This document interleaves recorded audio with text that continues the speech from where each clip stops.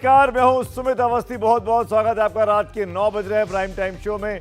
दिल्ली का फैसला, हमारा ये बड़ा बुलेटिन आज की सबसे बड़ी खबर के साथ। दिल्ली के आवाम ने अपना फैसला सुना दिया है और इस बार उसने सब कुछ पलट कर रख दिया है। भारतीय जनता पार्टी का डबल वनवास, 27 साल का वनवास आज टूट गया है। और सबसे बड़ी खबर निकल कर जो आज आई दिल्ली के परिणामों में, वो ये कि बड़े बड़े दिग्गज बुरी तरीके से चुनाव हार गए हैं। अरविंद केजरीवाल चुनाव हार गए, मनीष सिसोदिया चुनाव हार गए। 11 साल के बाद आम आदमी पार्टी की ये सबसे बड़ी और करारी हार हुई है। खुद मुख्यमंत्री अपनी सीट को बचा नहीं पाए हैं। मनीष सिसोदिया जो अपनी सीट को छोड़कर नई सीट पर गए, वहां भी नहीं जीत पाए। दिल्ली सरकार के बड़े बड़े मंत्री सौरभ भारद्वाज, सोमनाथ भारती जैसे दिग्गज नेता, वो भी चुनाव हार गए हैं। और इसके साथ बीजेपी की शानदार जीत में कमल की तरह बड़ा कद बनकर उभरा है प्रधानमंत्री नरेंद्र मोदी का। जो बीजेपी पीएम बनने के बाद, प्रधानमंत्री मोदी के पीएम बनने के बाद बीते 10 सालों में दिल्ली नहीं जीत पा रही थी, अब उसने दिल्ली भी जीत ली है। ये सबसे बड़ा धब्बा जो था वो अपने ऊपर से हटा लिया है बीजेपी ने। 14 में प्रधानमंत्री बने थे नरेंद्र मोदी और आज 25 है। इस बीच में 3 विधानसभा हुए, 15 का, 20 का और 25 का। पहली बार बीजेपी की विधानसभा में दिल्ली में सरकार बनी है। इसीलिए इसको डबल हैट्रिक पीएम ने कहा अपने भाषण में।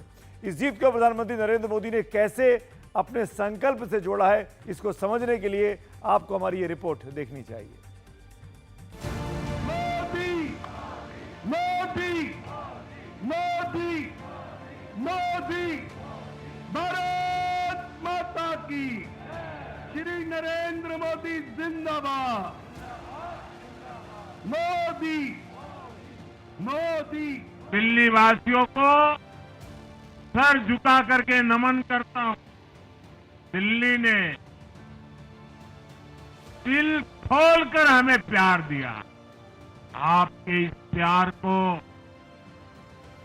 सवा गुना करके विकास के रूप में हम लौटाएंगे। दिल्ली वालों का आभार जताने के बाद प्रधानमंत्री मोदी ने एक एक करके आम आदमी पार्टी के बारे में बोलना शुरू किया। सबसे पहले सुनिए वो बात जो भविष्य के संकेत दे रही। पीएम ने गारंटी देते हुए कहा, जिसने भी दिल्ली को लूटा है उसे लौटाना होगा। श्री नरेंद्र मोदी की जब दुनिया कोरोना से निपट रही थी, तो ये आपदा वाले शीश महल बना रहे थे।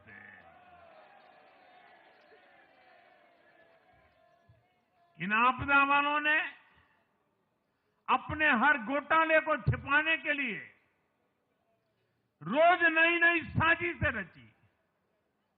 लेकिन अब दिल्ली का जनादेश आ चुका है। मैं गारंटी दे रहा हूं, पहले विधानसभा सत्र में ही सीएजी की रिपोर्ट सदन में रखी जाएगी।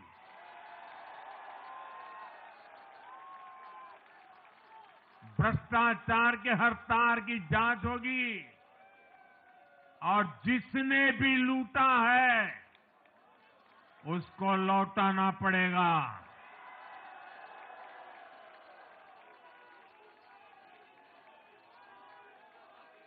ये भी मोदी की गारंटी है। आगे बढ़ने से पहले देखिए वो 7 कारण जिसने दिल्ली के चुनाव में बीजेपी को ऐतिहासिक जीत दिलाई है। पहला कारण, मोदी की गारंटी और ब्रांड मोदी। दूसरा कारण, डबल इंजन की सरकार का भरोसा। तीसरा कारण, पार्टी का माइक्रो मैनेजमेंट। चौथा कारण, संकल्प पत्र में किए गए वादे।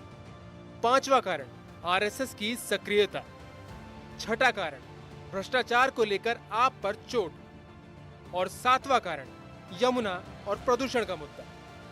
मां यमुना हमारी आस्था का केंद्र है। तभी तो कहते हैं, नमो नमस्ते यमुने सदा त्वं भवस्व में मंगल कारणम च। हम लोग हमारा सदा मंगल करने वाली यमुना देवी को नमस्कार करते हैं। लेकिन उसी यमुना जी की इन लोगों ने कैसी दुर्दशा कर दी। दिल्ली का तो अस्तित्व ही मां यमुना जी की गोद में पनपा है। दिल्ली के लोग यमुना जी की इस पीड़ा को देखकर कितना आहत होते रहे हैं, लेकिन दिल्ली की आपदा ने इस आस्था का अपमान किया। दिल्ली की आपदा ने लोगों की भावनाओं को, उनकी आस्था को पैरों तले कुचल दिया। अपनी नाकामी के लिए हरियाणा के लोगों पर इतना बड़ा आरोप लगा दिया। साथियों, मैंने चुनाव प्रचार के दौरान संकल्प लिया है कि यमुना जी को हम दिल्ली शहर की पहचान बनाएंगे।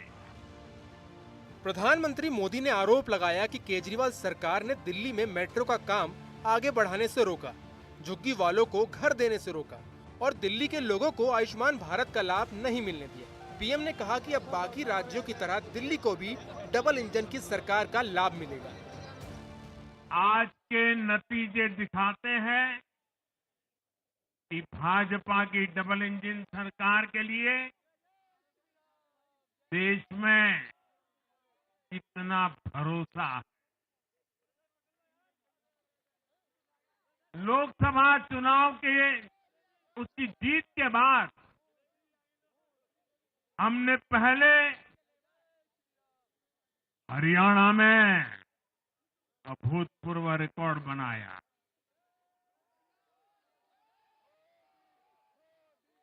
फिर महाराष्ट्र में नया रिकॉर्ड बनाया। अब दिल्ली में नया इतिहास रच गया है। आगे बढ़ने से पहले आपको बताते हैं कि बीजेपी को दिल्ली में किस वर्ग का कितना वोट मिला है। दिल्ली में 10 सीटें ऐसी हैं जहां सरकारी कर्मचारी चुनावी नतीजों में निर्णायक भूमिका में रहे। इनमें से 7 पर बीजेपी जबकि 3 पर आपके प्रत्याशी जीते। इसी तरह जिन झुग्गी बहुल सीटों को केजरीवाल सरकार का आधार माना जाता था, उन 10 सीटों में 7 पर बीजेपी जबकि 3 पर आम आदमी पार्टी को कामयाबी मिली। राजधानी की जिन 10 सीटों को जाट बहुल माना जाता था, वहां के नतीजे एक तरफा हैं। सारी सीटों पर बीजेपी का कब्जा हो गया। दिल्ली में 24 सीटें ऐसी हैं जो पंजाबी बहुल मानी जाती हैं। इनमें से 21 सीटों पर बीजेपी के उम्मीदवार जीते, जबकि आप प्रत्याशी सिर्फ 3 सीटें जीत पाए। दिल्ली की 20 पूर्वांचली बहुल सीटों में से 14 बीजेपी के खाते में गई, जबकि 6 आम आदमी पार्टी के खाते में। मैं जहां भी गया, मैं गर्व से कहता था, मैं तो पूर्वांचल से सांसद हूं।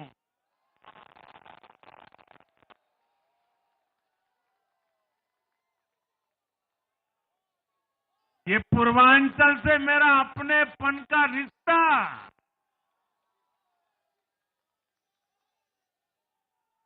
पूर्वांचल के लोगों ने इस रिश्ते को प्यार की, विश्वास की नई ऊर्जा दे दी, नई ताकत दे दी। इसलिए मैं पूर्वांचल के लोगों का, पूर्वांचल के एक सांसद के नाते विशेष रूप से आभार व्यक्त करता हूं। प्रधानमंत्री मोदी ने कहा कि आजादी के बाद पहली बार दिल्ली एनसीआर, दिल्ली और दिल्ली से सटे राज्यों में भी बीजेपी का शासन है। Bureau report, NDTV India. बोलिए यमुना माता की, यमुना मैया की, यमुना मैया की, यमुना मैया की, यमुना की, यमुना मैया की, यमुना मैया की, भारत माता की।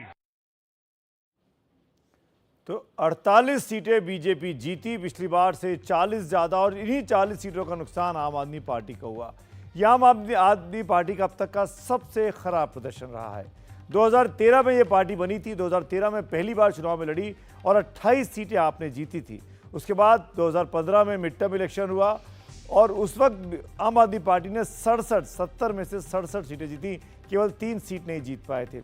और 2020 में यानी पिछले बार के चुनाव में 62 सीटें आम आदमी पार्टी ने जीती, बहुत बड़ी जीत उसको कहा गया। लेकिन इस बार आम आदमी पार्टी 22 के आंकड़े पर आ गई, यानी 40 सीटों की जबरदस्त गिरावट है।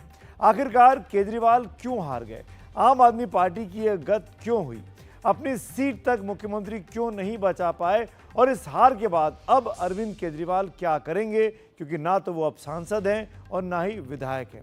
अगर आप समझना चाहते हैं आम आदमी पार्टी के इस स्थिति का हाल, तो आप हमारी ये रिपोर्ट जरूर देखिए।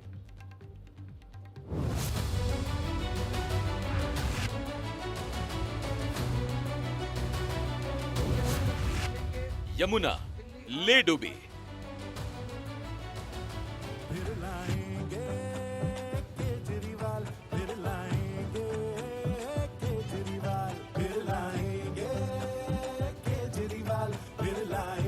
और दिल्ली की जनता ले डूबी। जिस अरविंद केजरीवाल को दिल्ली की जनता ने 3 बार सिर माथे पर बैठाया, उस केजरीवाल की राजनीति ही उनको ले डूबी। अब सिवाय विनम्रता के अपनी हार स्वीकार करने के सिवा रास्ता क्या बचा? नमस्कार। आज दिल्ली के चुनाव के नतीजे आए हैं और जनता का जो भी निर्णय है, जनता का जो भी फैसला है, उसे हम पूरी विनम्रता के साथ स्वीकार करते हैं। जनता का निर्णय सर माथे पर। मैं भारतीय जनता पार्टी को इस जीत के लिए बहुत बहुत बधाई देता हूं और मैं उम्मीद करता हूं कि जिस उम्मीद के साथ और जिस आशा के साथ लोगों ने उनको बहुमत दिया है, वो उन सभी उम्मीदों और आशाओं पे पूरा उतरेंगे। केजरीवाल अब मुख्यमंत्री तो छोड़िए, विधायक भी नहीं है। 2 राज्यों में सरकार थी, अब एक पंजाब में बची है। तो सवाल है कि आगे क्या करेंगे केजरीवाल? इसका जवाब हम टटोलेंगे, लेकिन उससे पहले आपका यह जानना जरूरी है कि क्यों हारे केजरीवाल। जिन केजरीवाल को दिल्ली के लोगों ने 2015 में 70 में से 67 सीटें दिलाई थी और 2020 में 62 सीटें जीती थी, वो आज सत्ता से बाहर हो गए हैं। अगर तमाम राजनीतिक कारणों का विश्लेषण करें तो केजरीवाल की शराब नीति, केजरीवाल का बंगला, केजरीवाल का सत्ता प्रेम, केजरीवाल की जिद और केजरीवाल के खिलाफ बीजेपी की सटीक और सही रणनीति ने आपका खेल खराब कर दिया। जिस यमुना पर केजरीवाल ने जहरीली राजनीति का तीर चलाया था, वो तीर आपके लिए तुक्का साबित हुआ। जो उनको झूठ फैलाया गया जी, 2015 में कहा मैं जमुना जी को साफ करवा दूंगा, 2020 में कहा, फिर कहा अगर नहीं साफ करवा पाऊं तो मैं वोट लेने नहीं आऊंगा। यहाँ पे पोल्यूटेड एयर है, एयर क्वालिटी इंडेक्स है, सब कुछ अब देखिए, तो Delhi was fed up. Kejriwal की हार के पीछे एक बड़ा कारण अपने मुख्य मुद्दों से भटक जाना भी है। कहां तो शिक्षा और स्वास्थ्य की बात किया करते थे और कहां शराब बेचने वाली नीति में गड़बड़ी के कारण जेल जाना पड़ा। उस वक्त बीजेपी ने एक साथ 3 मोर्चों पर केजरीवाल को घेरा। शराब नीति में पहले मनीष सिसोदिया और फिर अरविंद केजरीवाल जेल गए। केजरीवाल खुद को कट्टर ईमानदार कहते रहे और बीजेपी उन्हें कट्टर बेईमान बताती रही। बीजेपी ने केजरीवाल की संपत्ति 40 गुना बढ़ने का आरोप लगाया। फिर केजरीवाल के बंगले के रेनोवेशन पर 45 करोड़ रुपए खर्च का ऐसा मुद्दा बना जिससे केजरीवाल की सादगी भरी जिंदगी की छवि पर दाग लग गया।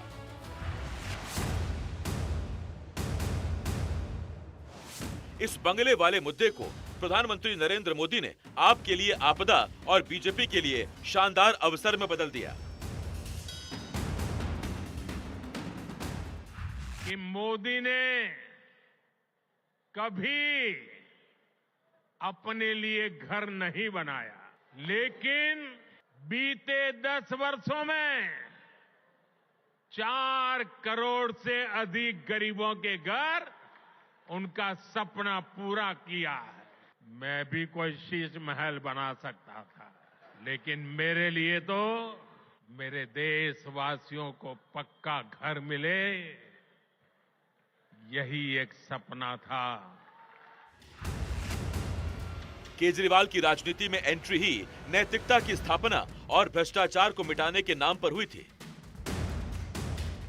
लेकिन जब शराब घोटाले में जेल जाने की नौबत आई तो भी उन्होंने मुख्यमंत्री की कुर्सी नहीं छोड़ी, जबकि उनके जेल जाने से कुछ समय पहले ही जब झारखंड के मुख्यमंत्री हेमंत सोरेन को जेल जाना पड़ा था तो उन्होंने पहले ही पद से इस्तीफा दे दिया था। लेकिन बात बात पर दूसरों से इस्तीफा मांगने वाले केजरीवाल जेल में भी बड़े ठसक से मुख्यमंत्री बने रहे।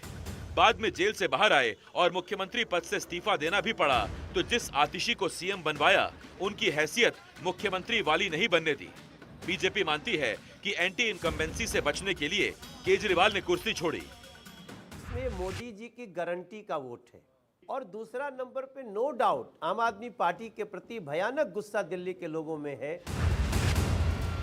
आपको ये तस्वीर तो याद होगी जब पिछले साल सितंबर में मुख्यमंत्री बनने के बाद आतिशी ने अपने दफ्तर में सीएम की कुर्सी छोड़ दी थी, ये कहते हुए कि ये अरविंद केजरीवाल की कुर्सी है और चुनाव जीतने के बाद वही इस सीट पर बैठेंगे। दिल्ली के मुख्यमंत्री की कुर्सी, ये कुर्सी अरविंद केजरीवाल जी की है। लोकतंत्र में कोई कैसे कह सकता है कि चुनाव के बाद वही आकर इस कुर्सी पर बैठेगा? चुनाव है, दिल्ली के लोग अपने प्यार के साथ, अपने आशीर्वाद के साथ, अपने भरोसे के साथ फिर से अरविंद केजरीवाल जी को मुख्यमंत्री की कुर्सी पर बैठाएंगे। तब तक ये कुर्सी इसी कमरे में रहेगी। अरविंद केजरीवाल जी का इंतजार करें। दिल्ली की जनता ने बता दिया कि अब उसे केजरीवाल और उनकी पार्टी मंजूर नहीं है। कभी केजरीवाल के भ्रष्टाचार विरोधी आंदोलन और बाद में सियासी सहयोगी रहे लोग भी केजरीवाल की राजनीति को कटघरे में खड़ा कर रहे हैं। जनता की सेवा ये भगवान की पूजा है, उनके समझ में नहीं आया और इसके कारण वो गलत रास्ते में गया और डाउन हो गया है। आम आदमी पार्टी की जो ईमानदारी की छवि बनी थी वो ये शराब कांड और शीश महल इन सब चीज़ों से वो धूमिल हुई। और कारण ये भी था कि लेफ्टिनेंट गवर्नर और दिल्ली सरकार में जिस तरह से रोज झगड़ा चलता रहता था, तो मैं समझता हूँ मोदी समर्थकों ने सोचा होगा कि चलिए मोदी के साथ तो हैं ही, अब केजरीवाल का साथ देने की क्या जरूरत है, नीचे भी मोदी जी की सरकार हो तो अच्छा। मेरे लिए कोई प्रसन्नता का और दुख का विषय नहीं है, मैं बीच में खड़ा हूँ। प्रसन्नता इस बात की है कि करोड़ों लोगों ने आशा लगाई थी, करोड़ों लोग अपनी नौकरियां छोड़ के आए थे, व्यवसाय छोड़ के आए थे, दुश्मनियां ली थी लोगों ने। उन सब की हत्या एक आत्मुग्ध आदमी ने, एक चरित्रहीन आदमी ने अपनी निजी महत्वाकांक्षाओं की पूर्ति के लिए की। उसको दंड मिला, ईश्वरीय विधान से दंड मिला। आज दिल्ली पूरी तरीके से एक कूड़ादान बन गई है। हालात इतने खराब हैं कि आप दिल्ली में कहीं पे भी चले जाइए, सड़कें खराब पड़ी हैं, टूटी पड़ी हैं, लोगों को पानी गंदा बदबूदार सड़ा हुआ मिल रहा है या फिर मिल ही नहीं रहा है, नालियां ओवरफ्लो कर रही हैं, जगह जगह कूड़ा पड़ा है, एयर पोल्यूशन चरम सीमा पे है, यमुना नदी साफ नहीं हुई है। तो लोगों ने इन सब इश्यूज पे त्रस्त होकर आज ये हाल करके दिया है कि अरविंद केजरीवाल जी खुद अपनी सीट हार चुके हैं। अब सवाल है कि केजरीवाल आगे क्या करेंगे या फिर आगे उनका क्या होगा? क्या केजरीवाल अपनी पार्टी के किसी सदस्य का इस्तीफा लेकर राज्यसभा में जाएंगे या फिर बगैर कोई पद लिए पार्टी को मजबूत बनाने का काम करेंगे? क्या बीजेपी और कांग्रेस के सामने केजरीवाल नया गठबंधन बनाएंगे? लेकिन सबसे बड़ा सवाल ये है कि क्या कानूनी लड़ाई उनको ये सब करने के लिए मोहलत देगी? फिलहाल केजरीवाल जो इशारा कर रहे हैं उससे लगता है कि वो दिल्ली की राजनीति पर ही फोकस करेंगे। हम न केवल एक कंस्ट्रक्टिव ऑपोजिशन का रोल निभाएंगे, बल्कि हम समाज सेवा, जनता के सुख दुख में काम आना, व्यक्तिगत तौर पे जिसको भी जो ज़रूरत होगी, हम लोगों के सुख दुख में हमेशा काम आएंगे। केजरीवाल ने अपनी आप बीती सुना दी कि 10 साल में क्या क्या किया है, लेकिन दिल्ली की जनता ने भी फैसला सुना दिया कि उसको क्या क्या दिखा है। एनडीटीवी इंडिया की रिपोर्ट।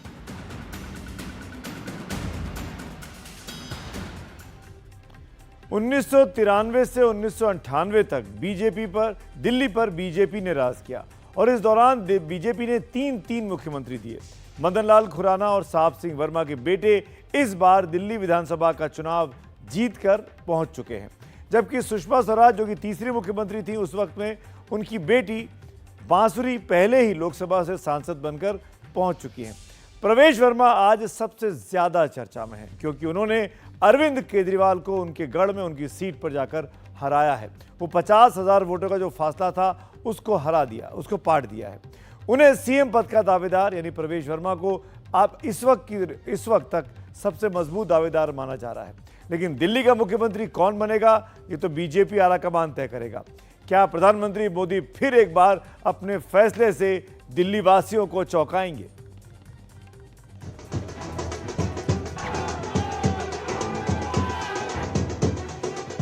बीजेपी को मिली ऐतिहासिक जीत के बाद अब सबके मन में सवाल यह है कि दिल्ली का मुख्यमंत्री कौन बनेगा।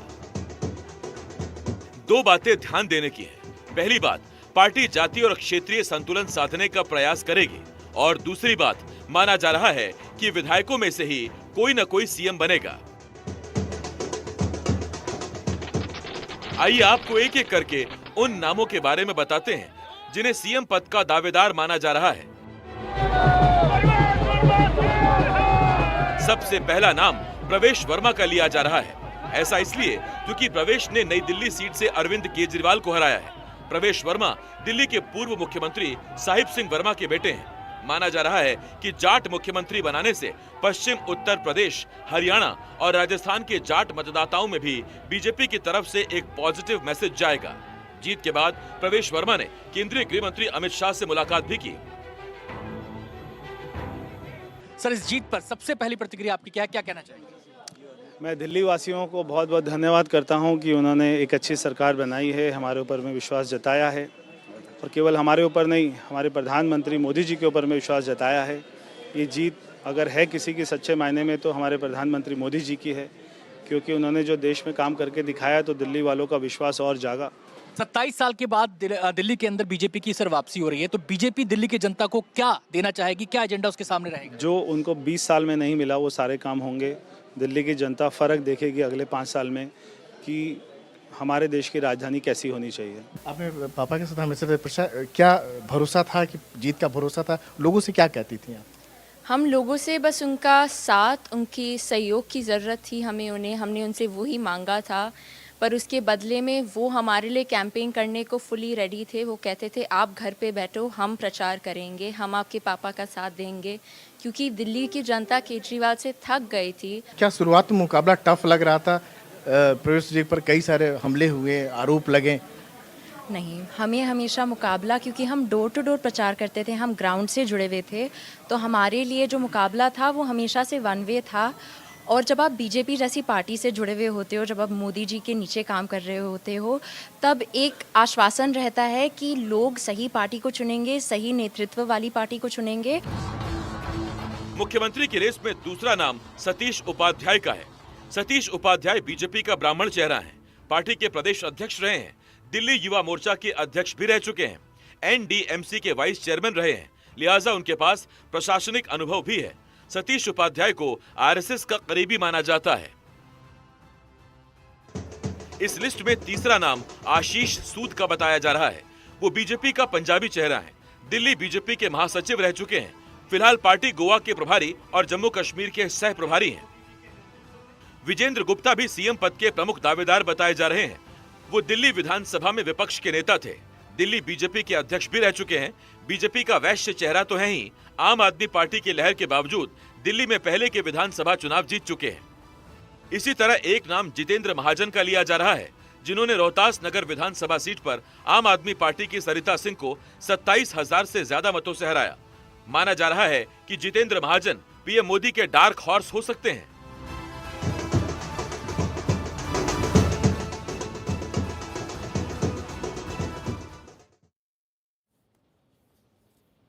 तो प्रवेश वर्मा का नाम सबसे आगे चल रहा है। प्रवेश वर्मा जायंट किलर निकले हैं, उनका लोकसभा का टिकट काट कर उनको विधानसभा लड़ाया गया था।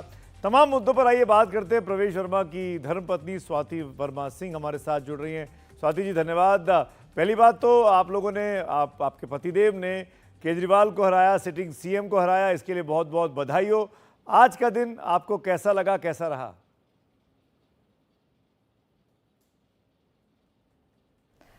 Thank you. बहुत अच्छा लग रहा है, बहुत खुशी हो रही है। सबकी मेहनत आज, कार्यकर्ता की, परिवार की, वोटर्स की, सबकी मेहनत आज सफल हुई है। इस बात की हमें बहुत खुशी है। स्वाति जी, ये नई दिल्ली सीट पर प्रवेश जीते हैं। ये सीट मुख्यमंत्रियों की सीट कही जाती है, यानी जो लड़ता है जीतता है वो मुख्यमंत्री की कुर्सी तक पहुंचता है। तो क्या आप भी चाहेंगी प्रवेश वर्मा मुख्यमंत्री बने? देखिए, अभी तक तो हमारे को जो पार्टी ने जिम्मेदारी दी थी वो थी नई दिल्ली से जीतना और नई दिल्ली से बीजेपी को ये सीट जिता के देना। वो हमने बहुत अच्छी मार्जिन से, भरपूर तरीके से मेहनत करके कर दी है। आगे का फैसला पार्टी लीडरशिप, विधायक दल, ये सब डिसाइड करेंगे। यहाँ हमारा रोल ख़त्म हो गया। स्वाति जी, करीब 8-9 महीने पहले प्रवेश वर्मा सिटिंग सांसद थे, उनका टिकट काट दिया था लोकसभा में और बताया नहीं गया था क्यों काट दिया, भविष्य क्या हो गया। तो जब टिकट काटा था पार्टी ने, तो क्या प्रवेश और आप तमाम लोग मायूस हो गए थे उस टाइम पे?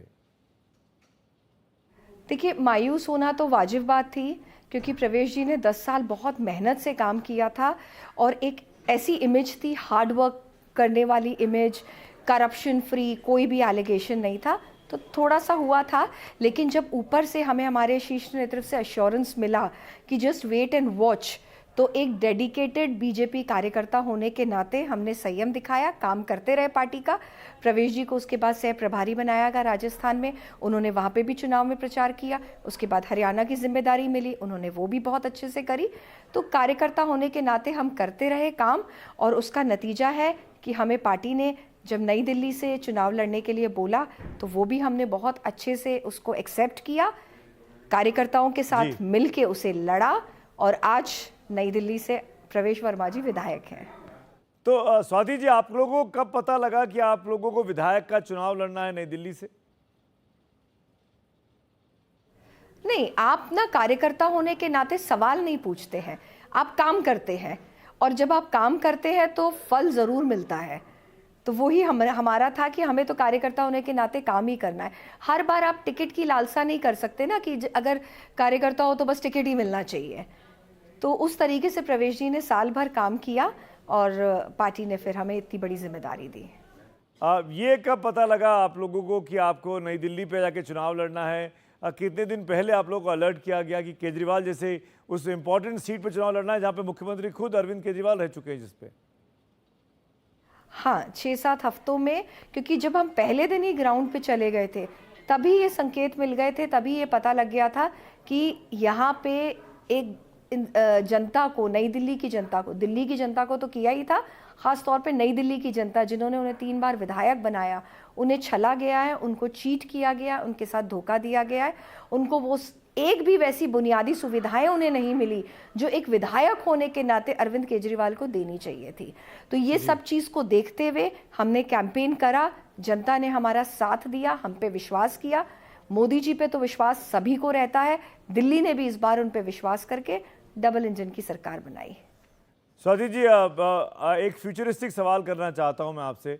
अब नई सरकार बन रही है, कैबिनेट होगी, एक दिल्ली का नागरिक होने के नाते मैं आपसे जानना चाहता हूं कि नई सरकार को क्या बड़े काम पहले करने चाहिए? मैं दिल से चाहती हूं कि सबसे पहले यमुना फ्रंट की सफाई होना स्टार्ट हो जाए और एक खूबसूरत यमुना फ्रंट दिल्ली को देखने को मिले, और उसके बाद आयुष्मान भारत तो हमने बोला ही हमारे मैनिफेस्टो में, फर्स्ट कैबिनेट मीटिंग में ही आ जाएगा। फिर स्वास्थ्य सेवाएं हैं, एजुकेशन है, road, transport and pollution free Delhi. जी, पोल्यूशन तो बहुत बड़ा मामला है ये। स्वाति जी, आखिर में एक सवाल और लेना चाहता हूँ, जाते जाते इतना और साफ कर दीजिए कि प्रवेश वर्मा की पत्नी होने के नाते आपके मन में इच्छा है कि नहीं कि प्रवेश सीएम बने? सर, ये मेरा काम बिल्कुल भी नहीं है, आप गलत इंसान से ये सवाल पूछ रहे हैं। ये जो इलेक्टेड मेंबर्स हैं हमारे, ये डिसाइड करेंगे क्या होना चाहिए। चलिए, बहुत बहुत शुक्रिया हमसे बात करने के लिए Swati ji. Thank you so much इस पूरी बातचीत के लिए। स्वाति वर्मा, प्रवेश वर्मा की धर्मपत्नी, अपनी बात करती हुई। इन चुनावों में एक और बहुत दिलचस्प बात हुई है। कांग्रेस पार्टी लगातार तीसरी बार शून्य पर रह गई है। कांग्रेस पार्टी का हाल जो हुआ है वो लगभग वैसा ही है कि सब कुछ उनके पास से चला गया लेकिन कुछ भी नहीं मिल पाया है। तो ऐसी कौन सी वो महत्वपूर्ण सीटें हैं जिनकी वजह से आप ये कह सकते हैं कि कांग्रेस तो हारी, पर कांग्रेस के कारण आम आदमी पार्टी को नुकसान हो गया है। हम कुछ आंकड़े आपके सामने रखना चाहते हैं। अभी तक जो हमने कैलकुलेट किया है, करीब 11 सीटें ऐसी निकल कर आ रही हैं जिन्होंने दिल्ली का खेल बदल दिया है, और उसमें नई दिल्ली की सीट ही सबसे इंपॉर्टेंट है, यानी जहां से अरविंद केजरीवाल चुनाव हारे। मोटे तौर पर राउंड फिगर्स पे बात करें तो अरविंद केजरीवाल 4000 वोट से चुनाव हारे हैं, और यहां पर कांग्रेस के संदीप दीक्षित को 4500 वोट मिले हैं। यानी अंतर आप देख सकते हैं, आप जोड़ेंगे तो अरविंद केजरीवाल इस सीट जीत सकते थे। मनीष सिसोदिया जंगपुरा की सीट 675 वोट से हारे, और यहां पर कांग्रेस के कैंडिडेट थे फरहाद सूरी, उनको 7350 वोट मिले। जोड़ दें तो भाजपा से आगे निकल जाता है। ग्रेटर कैलाश सौरभ भारद्वाज की सीट 3188 वोट से सौरभ ये चुनाव हारे हैं, और कांग्रेस को इस सीट पर 6711 वोट मिले हैं। इनको आप जोड़ देते हैं तो आप देखते हैं आम आदमी पार्टी सीट जीत सकती थी। संगम विहार एक और जगह, आम आदमी पार्टी 344 वोट से सीट हारी है, कांग्रेस को यहां पर 15863 वोट मिले हैं। आप समझ सकते हैं कांग्रेस ने कैसे नुकसान पहुंचाया। राजेंद्र नगर एक और सीट, आम आदमी पार्टी 1231 वोट से हारी, कांग्रेस को जो वोट मिले वो 4015 थे। यानी इस जीत के फासले को कांग्रेस पाट सकती थी अगर साथ में होती तो। छतरपुर की बात करें, आम आदमी पार्टी को 6239 वोट से वो हारी है, कांग्रेस को यहां पर वोट मिले 6661। यानी कितना अंतर कम हो जाता अगर वाकई में एक होते। नांगलोई आम आदमी पार्टी 26,000 वोट से हारी है, और कांग्रेस को यहां पर 32,000 वोट मिले हैं। तो कांग्रेस ने ये सीट भी आम आदमी पार्टी की खराब कर दी। मादीपुर सीट, राखी बिरला की सीट, आपको 11,000 वोट से वो हारी, और कांग्रेस को यहां पे 18,000 वोट मिले। यानी कांग्रेस ने यहां भी खेल खराब कर दिया। मालवीय नगर सीट, आम आदमी पार्टी 2100 वोट से हारी है, और कांग्रेस को यहां पर वोट मिले 7000। आप समझ सकते हैं कितनी बड़ी, अगर सब साथ होते तो क्या परिणाम बदल सकते थे। त्रिलोकपुरी आम आदमी पार्टी को 400 वोट से वो चुनाव हारी, कांग्रेस को वोट मिले 6000। बादली की एक और इंपॉर्टेंट सीट, आम आदमी पार्टी को 13,000 वोट से वो हारी है, और कांग्रेस को यहाँ वोट मिले 38,000। कांग्रेस के प्रदेश अध्यक्ष देवेंद्र यादव इस सीट पर चुनाव लड़ रहे थे, और उन्होंने बड़ा अच्छा चुनाव लड़ा, लेकिन इसके बावजूद इसी के कारण से ये चुनाव हार गई आम आदमी पार्टी इस सीट पर। आगे चलेंगे अगली खबर की ओर, और ये आप कह सकते हैं कि कांग्रेस पार्टी चुनाव जीते या ना जीते, पर यह बात तो तय है कि कांग्रेस पार्टी के इन कदमों की वजह से आम आदमी पार्टी का खेल खराब हुआ, और बहुत बड़ी खुशी बीजेपी के हाथ लगी है। आगे बढ़ते हैं, बात उत्तर प्रदेश की कर लेते हैं।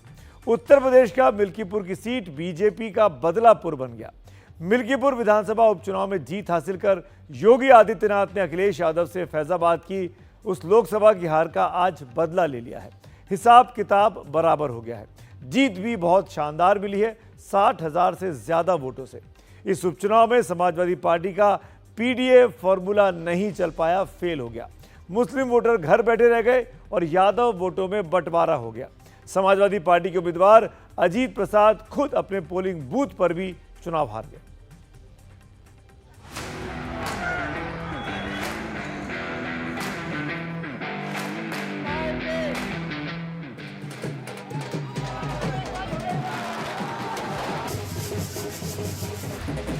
मिल्कीपुर में बीजेपी की शानदार जीत ने उत्तर प्रदेश के सियासी समीकरणों को बदल दिया है।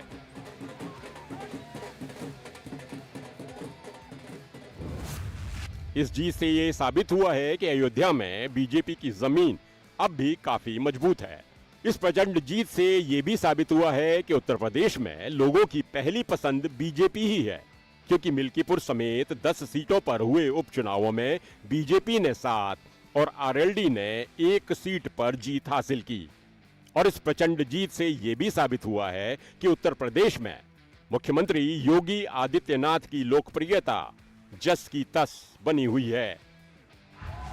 जिस तरह बीजेपी के चंद्रभानु पासवान ने 61,000 वोटों के अंतर से समाजवादी पार्टी के उम्मीदवार और सांसद अवधेश प्रसाद के बेटे अजीत प्रसाद को हराया, उससे बीजेपी के सामान्य कार्यकर्ताओं से लेकर मुख्यमंत्री तक गदगद है। आदरणीय प्रधानमंत्री श्री नरेंद्र मोदी जी के नेतृत्व में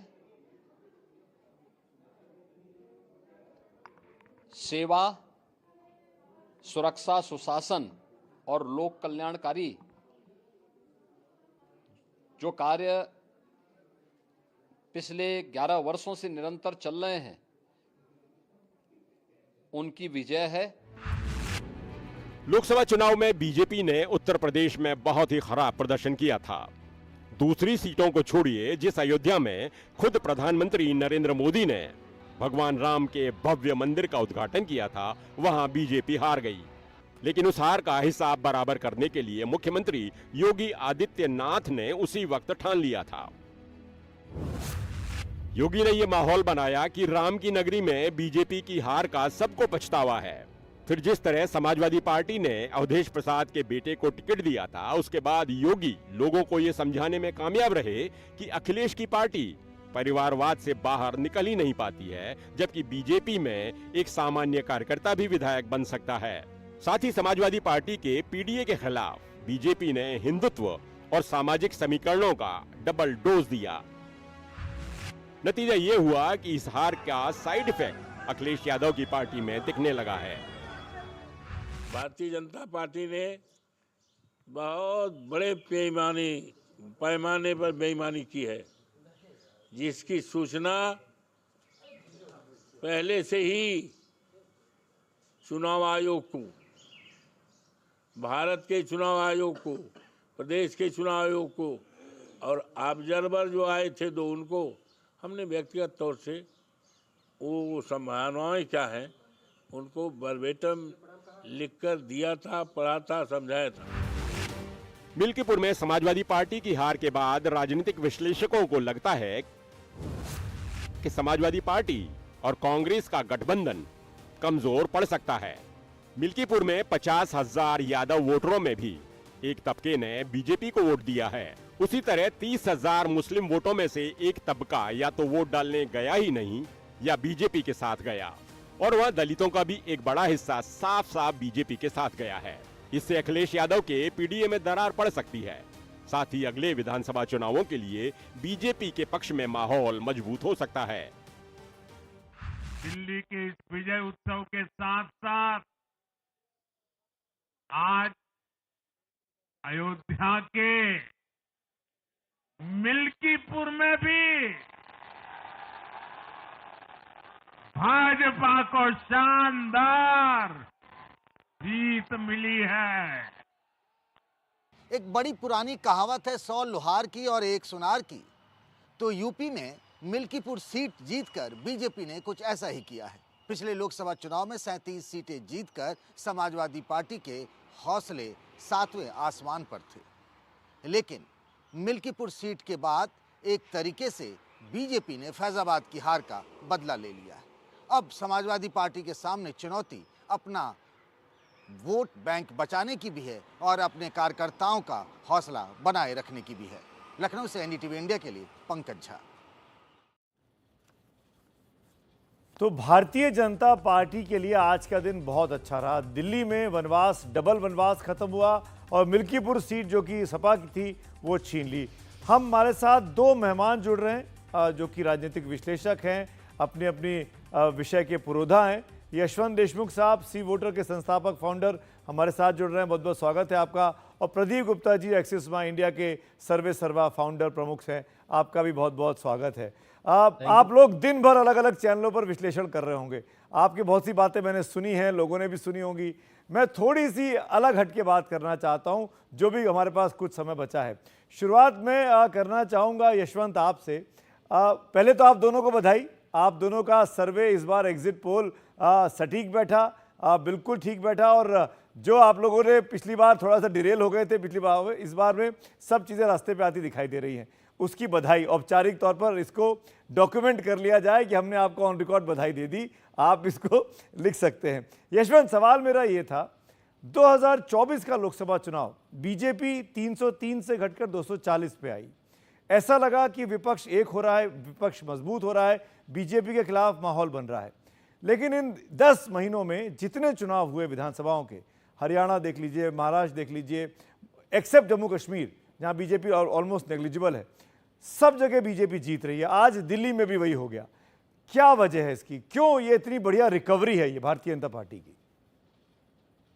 सुमित, औपचारिक बधाई का औपचारिक धन्यवाद पहले तो लेकिन जो आपने सवाल पूछा, दरअसल मुझे लगता है उसके दो हिस्से हैं। पहली बात तो ये कि भाजपा एक संगठनात्मक तरीके से अपनी कमियों, अपनी गलतियों को से सीखने के लिए ज्यादा बेहतर तरीके से इक्विप्ड है, और उसका भाग्य अच्छा है कि उसके पास में संघ जैसा एक मातृ संगठन है, जिसके कारण कभी भी कुछ ज्यादा चीजें जब गड़बड़ होती हैं तो वापस संगठन की ओर जाने में उन्हें आसानी होती है। नड्डा साहब का वो स्टेटमेंट कि हमें संघ की आवश्यकता नहीं है, और उसके बाद का लोकसभा का जो रिजल्ट था, उसके बाद में उन्हें एक सेकंड नहीं लगा उस चीज को रीबूट करने में और वापस संगठन की शरण में जाने में कि नहीं, संगठन की जरूरत है, संगठन की आवश्यकता है। और जिस तरह से उन्होंने हरियाणा पलटा, जिस तरह से महाराष्ट्र पलटा, जम्मू में जिस तरह से सीटें लेके आए, और अब जिस तरह से दिल्ली पलटा गया है, मुझे लगता है कि इसमें कोई संदेह नहीं रह जाना चाहिए कि आपको रूट में संगठन चाहिए और कैनोपी में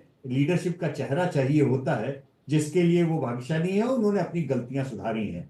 लेकिन एक बात मैं और भी कहना चाहूंगा सुमित जी, वो ये कि 2024 के लोकसभा चुनाव का जो विश्लेषण हुआ ना, उस समय भी मैं लगातार इस ओर इंगित कर रहा था कि लोग ओवर एनालाइज कर रहे हैं, ओवर डिबेट कर रहे हैं, जरूरत से ज्यादा इसके मायने निकाल रहे हैं।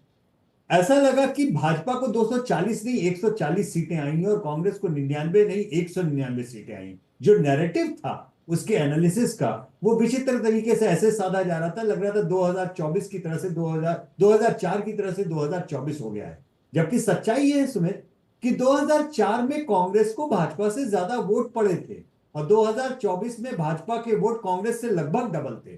कोई मुकाबला नहीं था। और जो सीटें भाजपा ने खोई, चाहे उत्तर प्रदेश, चाहे राजस्थान, या फॉर मैटर आप महाराष्ट्र की भी बात करें, वो दरअसल भाजपा के घर की समस्या थी। कहीं सिर्फ फुटबॉल, कहीं कैंडिडेट, कहीं कुछ और। उसमें कोई विपक्ष का बहुत बड़ा एक क्या कहें कि बहुत बड़े उसने क्रांति कर दी है, ऐसा कुछ भी नहीं था। हाँ। लेकिन उसको गलत एनालाइज किया गया। और जैसे ही वो एनालिसिस आप एक कोने में कीजिए, गलतियां सुधारने में भाजपा कहीं ज्यादा तेज निकली। बिल्कुल। और गलतियां सुधार के देखिए उन्होंने किस तरीके के रिजल्ट अपने लेके आए हैं। विपक्ष अपनी गलतियों से सीख पाया क्या उस तरीके से? कोर्स करेक्शन किया भाजपा ने, और उसका परिणाम देखिए, लगातार 10 महीनों से अब स्विंग पे पार्टी चल रही है, और उसके चार्ट जो हैं वो हमेशा अच्छे दिखाई दे रहे हैं। प्रदीप गुप्ता जी, मेरा सवाल आपसे दिल्ली के सेंट्रिक है। दिल्ली में क्या आम आदमी पार्टी, जो लगातार जब से आंदोलन से निकली पार्टी बनी और लगातार सक्सेस देख रही थी, 67-62 चुनाव सीटें ले आना कोई आम बात नहीं था दिल्ली में, और ऐसी जगह पे जहाँ बिल्कुल नई पार्टी थी वो, ऐसी सिचुएशन में ऐसा क्या हुआ इस बार 2025 में कि उसकी ये गत हो गई? आप लोगों के सर्वे में दिख रहा था, आपके एग्जिट पोल में दिख रहा था कि एक तबका नाराज है। तो ये जीत भारतीय जनता पार्टी के चढ़ते हुए ग्राफ की जीत है, या अरविंद केजरीवाल के खिलाफ आक्रोश है, इसलिए हार हुई है? Sumit ji, thank you. दोनों बातें सही है जो आपने बताया कि आम आदमी पार्टी के प्रति आक्रोश तो नहीं कहूंगा मैं, लेकिन अच्छा खासा गुस्सा, क्योंकि जनता जब भी चुनाव करती है किसी भी पार्टी का या लीडर का, तो ये देखती है कि उसको जब 5 साल पहले चुन के भेजा था तो उसने क्या कहा था और इन 5 सालों में क्या किया। तो हमने जब पूछा कि क्यों आप आम आदमी पार्टी, जो भी वोटर शिफ्ट हो रहे थे बीजेपी की तरफ, ऐसी क्या खास वजह, तो उन्होंने कहा अब आम आदमी पार्टी और केजरीवाल वो नहीं रहे जो 5 और 10 साल पहले हुआ करते। हमने फिर पूछा कि क्या, क्यों आप ऐसा कह रहे हैं? उन्होंने कहा कि पिछले 5 साल में ऐसा कोई भी नोटेबल परफॉर्मेंस नहीं है जो उसके पहले 5 साल में स्वास्थ्य, शिक्षा और बिजली और आपके पानी के बिल ऑलमोस्ट जीरो, कुछ यूनिट्स तक 300 यूनिट्स तक, और महिलाओं को फ्री राइड। ये बड़े नोटेबल विषय थे जो कि अक्रॉस द बोर्ड के लोगों के जीवन को प्रभावित करते हैं, particularly lower and lower middle class vote को। तो एक वो वजह थी। दूसरी वजह थी कि केजरीवाल जी की अपनी एक ब्रांड इमेज थी कि जी clean governance and honest image, जो बोला वो किया वगैरह वगैरह। उसके अंदर बहुत बड़ा डेंट हुआ। ऑन गवर्नेंस पार्ट की बात करें तो जो 3-4 विषय ऐसे थे, 2 it is a municipality MCD के विषय हैं कि गार्बेज कलेक्शन, दूसरा था क्वालिटी ऑफ ड्रिंकिंग वाटर, और तीसरा था condition of road in many parts of Delhi. तो ये 3 बड़े विषय होते हैं जो across the board, across the demography and geography को इम्पैक्ट करते हैं। ये वजह से परफॉर्मेंस का खास था। दूसरा, केजरीवाल खुद जो उन्होंने कहा कि हम गाड़ी बंगला बहुत सारी सुविधाएं सरकार की नहीं लेंगे, तो वो सामने क्वाइट एविडेंट था कि वो आम आदमी से उठ के खास आदमी की तरफ जा चुके हैं। प्रदीप जी, आप जो बात कह रहे हैं ना, मैं इसी पर एक यशवंत का नोट भी ले लेता हूँ। यशवंत, तो ये जो सीवेज की प्रॉब्लम, सड़क की प्रॉब्लम की बात प्रदीप जी ने की, ये हर जगह दिखा। हर हम जब पब्लिक के पास जा रहे थे तो ये गुस्सा दिख रहा था कि पानी भरा हुआ है, गंदगी है, वगैरह वगैरह। तो एमसीडी का जीतना आम आदमी पार्टी को, ये उनके लिए ड्रॉबैक हो गया, नासूर हो गया। बिल्कुल, एमसीडी के जिस दिन नतीजे आए थे, हालांकि हम लोग ऑन एयर बात नहीं कर रहे थे सुमित, लेकिन आपको याद होगा कि हमने उस दिन ये बात आपको कही थी कि ये मामला इनके लिए नासूर बनेगा। कारण उसका ये है कि उस दिन तक ये दिल्ली की हर समस्या को भाजपा के सर पे ठीकरा फोड़ सकते थे, लेकिन एक बार जब आपने एमसीडी जीत ली, आपको पता है एमसीडी गुड फॉर नथिंग वाला गवर्नेंस लेवल है, जिसमें आप किसी भी समस्या का कोई समाधान नहीं दे पाते हैं, केवल और केवल आप गालियां खा रहे होते हैं लोगों से। आपने जैसे ही एमसीडी जीती, उसके साथ में उनके पास में वो प्रेशर कुकर का सेफ्टी वॉल्व जाता रहा, जहां पे वो भाजपा के मत्थे दिल्ली की हर समस्या को मर सकते थे और अपने को आराम से निकल सकते थे। अभी जब हम लोगों ने पोस्टपोल में लोगों से ये पूछा कि भाई आपने क्यों वोट दिया और क्यों वोट नहीं दिया, दोनों तरीके के सवाल पूछे, तो स्वाभाविक सी बात है जो वोट नहीं दिया उसमें एक बड़ा हिस्सा उनकी छवि के खराब होने का या प्रधानमंत्री मोदी और बजट वाला वो तो था, लेकिन क्यूमुलेटिव तरीके से दिल्ली में कूड़ा, पीने का पानी काला और खराब आना, सीवेज की समस्या, ये जो दिक्कतें थी सिविक वाली, ये इतनी बड़ी थी जिसका जवाब आम आदमी पार्टी के पास में नहीं था। बिल्कुल। और एक बड़ी बात ये भी है सुमित की, जब ट्रैकर में हम लोग अक्सर पूछते थे दिल्ली में अब तक का सबसे बेहतरीन मुख्यमंत्री कौन, पूरी दिल्ली की जनता बड़ी शिद्दत से शीला दीक्षित जी को याद करती थी। और वो 15 साल उनके जो थे वो दिल्ली को वर्ल्ड क्लास शहर में तब्दील होते हुए देखने के थे। राइट। पिछले 10 साल में आम आदमी पार्टी की योजनाओं ने बॉटम ऑफ द पिरामिड को तो फ्रीबीज को बहुत कुछ दिया, लेकिन दिल्ली के इंफ्रास्ट्रक्चर की ऐसी तैसी हो गई। प्रदीप वो जी, जो मसला था वो लोगों के दिमाग पे छाया हुआ। जी प्रदीप जी, 2 चीजें आपको जल्दी से छूना चाहूंगा मैं। एक तो मिडिल क्लास के लिए 12 लाख तक की इनकम टैक्स में छूट, 8th पे कमीशन का अनाउंसमेंट, ये कितना बड़ा इंपैक्ट लेकर आया बीजेपी के फेवर में। और दूसरा, आपने सबसे पॉपुलर चेहरे का नाम बताया, अरविंद केजरीवाल पॉपुलैरिटी चार्ट में सबसे ऊपर थे, भाजपा में प्रवेश वर्मा का नाम नहीं था। तो अब आप क्या देखते हैं, कौन होगा सबसे पॉपुलर चेहरा जो बीजेपी की लीडरशिप के लिए चुनना आसान रहेगा? नहीं, वो तो बीजेपी को ही ज्यादा पता होगा, उसका मैं क्या जवाब दूं। जनता के मन में क्या है बीजेपी के लिए? जनता के मन में देखिए, ऐसा था कि परवेश 13 पॉइंट पे थे, क्योंकि वो चुनाव लड़ रहे थे, वो भी नई दिल्ली से चुनाव लड़ रहे थे केजरीवाल के अगेंस्ट, तो 13 पॉइंट। और मनोज तिवारी जो कि पिछली बार फोर फ्रंट पे थे, अध्यक्ष थे प्रदेश के बीजेपी के, सो उनका नाम 12 पॉइंट, यानी वो फोर फ्रंट पे ना होते हुए 12 पॉइंट भी अपने आप में बड़ा था। और उसका खास वजह है कि पूर्वांचलियों की संख्या अच्छी खासी करीब 25% तक है दिल्ली, तो उसकी एक खास वजह वो थी। आपने पूछा कि मिडिल क्लास, देखिए DMM, दलित, महिलाएं और मिडिल क्लास, ये तीनों बड़ी संख्या में जो है आम आदमी पार्टी से निकल के वहां शिफ्ट हुए। सिंपल गणित की भाषा में बता दूं, आम आदमी का लास्ट टाइम वोट शेयर 53.4 था, इस बार 43.5 के आसपास मिल रहा है, 10% का फॉल, जो कि बीजेपी की तरफ 8 पॉइंट गए, 39.7 से 47% उनको अब वोट मिलता दिख रहा है, बीजेपी प्लस की बात कर रहा हूं। तो उसमें और 2% जो कांग्रेस का पिछली बार 4.3 था, इस बार जो आ रहा है 6.3 आ रहा है, मतलब 2%। तो 80% साइजेबल चंक जो है ये दलित, महिला और मिडिल क्लास का शिफ्ट हुआ, और जिसने बीजेपी की इतनी बड़ी विक्ट्री लाई। सुमित जी, एक और चीज बस लास्ट बता दूं, आप उसके पहले एनालिसिस कर रहे थे कि कांग्रेस ने कहां डेंट किया। मेरे ख्याल से वो बीजेपी के लिए थोड़ा अनफेयर होगा। आप ही ने बताया 600 सीट से जंगपुरा हारे, 300 सीट से संगम बिहार हारे, 1100 वोट से करीब ग्रेटर कैलाश हारे। देखिए, इतने वोट तो किसी भी इंडिपेंडेंट को मिल जाते हैं, तो दिस विल बी अनफेयर कि कांग्रेस होती तो इतना हो जाता, कांग्रेस होती तो उतना हो जाता। ऐसे होता नहीं है राजनीति में। अच्छा, चलिए हम ऐसा नहीं करते हैं, लेकिन थोड़ा आसान बना दिया, क्योंकि कांग्रेस ने चुनाव दमखम से लड़ा और कांग्रेस की नैरेटिव की वजह से कांग्रेस ने नैरेटिव दिया, शीश महल को अपना लिया, करप्ट बोलना शुरू कर दिया, काम नहीं किया कहना शुरू कर दिया अपने पुराने साथी को। तो शायद दर्शक, बहुत से दर्शकों ने कहा कि कांग्रेस ने वो काम कर दिया जो कांग्रेस 10 साल से करना चाह रही थी, भले खुद को कुछ नहीं आया। और कांग्रेस के कुछ प्रवक्ता दिन में बोले भी इस तरीके से आके कि हार गया, अच्छा हुआ। पूरी तरह सहमत हूँ। केमिस्ट्री से मैं पूरी तरह सहमत हूँ, अर्थमेटिक से नहीं। जो अर्थमेटिक दिखता है कि 6% वोट जुड़ जाते थे, 43 में तो 49 हो जाता था, तो 2% ज्यादा हो जाते थे। अरे तो वो तो इंडिपेंडेंट को भी जोड़ लेते, कोई लड़ता ही नहीं। चलिए, बहुत बहुत शुक्रिया करेक्ट करने के लिए, दिलचस्प बातचीत के लिए। यशवंत भाई, Pradeep ji, thank you so much. Good night. आपका भी दिन लंबा था, आराम से सोइएगा। फिलहाल वक्त है ब्रेक का, लेकिन खबरें जारी है, बने रहिए एनडीटीवी इंडिया के साथ।